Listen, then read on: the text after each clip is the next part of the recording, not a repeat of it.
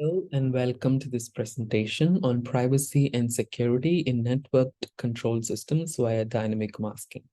I'm Sri Balaji from Uppsala University, and this is a joint work between me, Mohammad from ETH Zurich, and Andre from Uppsala. This work was funded by the Swedish Research Council and the SSF in Sweden. The overview of the agenda for this talk is to introduce the problem and its motivation, describe the problem in words, describe the system mathematically, and then formulate the problem mathematically, and then we explain some results and with some examples. The motivation of our work goes as follows. There has been a lot of cyber attacks on network control systems in the past. A couple of examples include the denial of service attacks on the Ukrainian power grid in 2015 and an attack on the Kemuri water distribution company in Australia in 2016. This included a security breach of injecting chemicals of unknown proportions into the drinking water, and also stealing data of clients from their PLCs. So there was a security breach and a privacy breach. There are many more attacks which are not listed here. So the lesson here is that we have to be proactive and protect the system as much as possible. In the literature or in the state of the art, except for a very few works, such as Mukherjee in 2021, privacy and security are studied separately. And often the lesson learned here is that there should be a compromise between privacy and security or trade-off. However, we propose a network control system architecture to provide a unified framework for studying privacy and security. And we also show that privacy and security need not be compromised for one another, at least in the framework of zero dynamics attack. Now we try to describe the main problem at hand. Let us consider a network control system where the plant is on one side of the network and the controller is on the other side, and there are some measurement noise in the plant. And then we consider an adversary which first learns the plant dynamics using system identification techniques. So in this step, the adversary has access to input and output data of the plant. Then, using this learned dynamics, the adversary tries to construct a zero dynamics attack and attack the actuator. In order to counteract the adversary to learn the system, we propose a system architecture where the adversary cannot learn the true model of the plant. And under this setup, we also can see that the attack is detected effectively. Now we describe the system, that the architecture of the network control system that we propose. This is the architecture of the plant that we propose, where the proposed modifications are inside the blue box. As you can see, the output of the plant is Y, and it is subtracted with the output of the digital twin. So the signal here is just the noise. And then we have a virtual cipher plant whose output is given into the network. And because we are the one who designed the cipher plant, we can compensate for it at the controller side so that in the absence of attacks, YK is exactly retrieved by the controller. One more thing to note here is that from the point of view of the adversary, if the adversary tries to learn the system, it will only see the plant S and not G, because by the digital twin, the dynamics of G are cancelled here. We also assume that there is a controller on the other side and a detector. A detector is placed here, but the detector also can be placed here. The difference between the detection efficiencies are described last. So the adversary has no knowledge about the plant, but has access to measurement and control signals, which are the disclosure resources.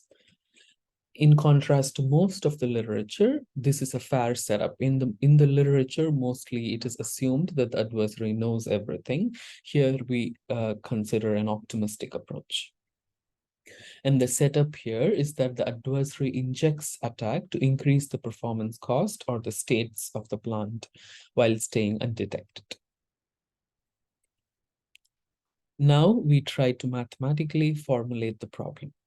The problem definition is that we aim to show that the proposed architecture provides security and privacy. These concepts are defined next. Privacy of a property of G is defined as follows. A property of G is said to be delta private if the estimator used by the adversary is such that the bias between the true parameter of the plant and the estimated parameter is at least delta apart. For instance, if the zero is zero of the plant G is A and the estimated zero is B, then the zero is said to be A minus B private. The security of the network control system is defined as follows under zero dynamics attack. The system is secure if one of the following conditions are satisfied. The performance energy is bounded and the attack is not detected. The performance energy is infinite and the attack is detected. Here are some of the results. So we show that the privacy is achieved in the following way.